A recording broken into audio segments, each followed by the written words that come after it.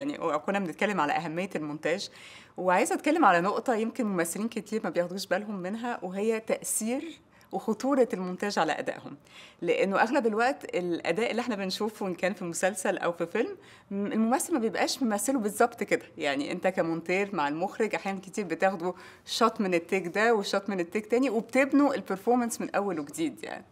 وبافتكر كلمة للإديتور أو المونتير الإنجليزي اللي هو عمل LA Confidential بيتر هونس كان بيقول إحنا كمونتيرين بنتحكم تمامًا في أداء الممثل. أنت إيه رأيك في الكلام ده؟ خليني احاول اقولها بطريقه شويه ما تبقاش. ايوه انا فاهم كويس وعندك حق مليون في الميه في اللي قلتيه. بس انا هقول لك على حاجه. انا عندي اعتقاد جدا ان كلنا كفيلم ميكرز، والكلمه مش عايزه تبدو انها كلمه بايخه في الاول، بس شغالين عند الممثل. يعني ايه شغالين عند الممثل؟ الورق ده عشان يتحول من السيناريو ده عشان يتحول من ورق الى حقيقه، اعتقد هو التولز بتاعتنا او كونكشن ما بين كصناع وما بين المشاهد هو الممثل. طبعا الفريمنج بيفرق والكادر بيفرق والديكور بيفرق، كلها عوامل مهمه جدا، وجاز ما كانتش اهم في بعض الاحيان. بس قصدي هو وسيله التواصل هو الممثل، اداء الممثل. ففكره ان احنا شغالين عند الممثل دي مش بتقلل من اي حد تاني، بس هي دي الحقيقه. فلازم تقعد تفكر دايما لو الممثل عمل اداء حلو جدا في مشهد معين او في تيك معين، تقطعه ليه؟ طالما ايقاعه حلو واداؤه حلو انت مش محتاج تبين نفسك قوي كاديتور، يعني انك تقول عامل كات بتاع، ممكن الكات يبقى بيفرق لو هيزود حاجه. فاعتقد هو ذكاء.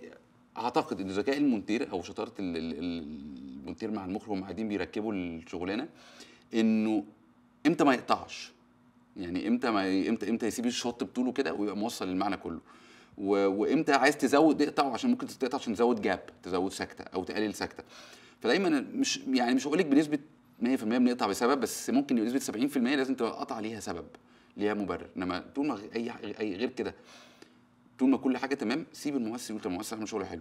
احنا ممكن الممثل يخفق في كلمه، يا حاجه في الحوار وقعت منه، وبتحصل. ما فيش حد ما بينساش في الدنيا، ما فيش حد ما بيبقى اكلت 100% في كل التيكس، وخصوصا ان التصوير نفسه بيبقى شيء شاق جدا، يعني بياخد من كذا زاويه كذا حجم. بتقطع احيانا انك تاخد له احسن بيرفورمانس في كل شوت اتاخد، ودي شغلتنا، وعشان كده بقى في مونتاج. انما هو مش في الاخر مش بيساعد، مش قادر اقول لك انه كلمه بيساعد على قد ما هو انه بيحسن، على قد ما هو بيساعد انك تاخد البيست بيرفورمانس بتاعت كل ممثل في كل تيك هو عمله.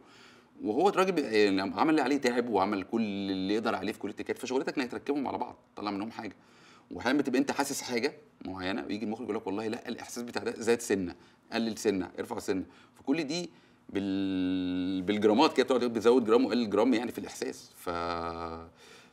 ودي لذيذه الشغلانه على فكره، دي لذيذه اللي احنا بنعمله.